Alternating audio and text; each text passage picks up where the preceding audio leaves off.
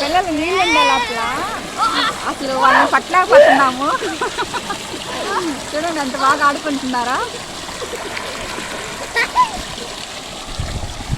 మా చిన్నాడు మాత్రం చూస్తూ ఉన్నాడు. చాలా బాగుంటుంది పైర్లు అసలు.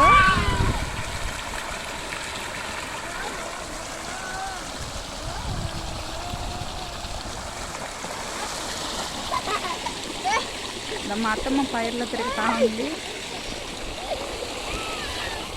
ఎట్లయినా ఈ క్లైమేట్ చాలా బాగుంటుందండి. ప్లేస్లు కానీ పచ్చదనం అనిపిస్తేనే మనసుకి చాలా బాగుంటుంది, హాయిగా ఉంటుంది. చూడండి అంత పచ్చదనమే, కానీ అన్ని చోట్ల ఇలా ఉండదు.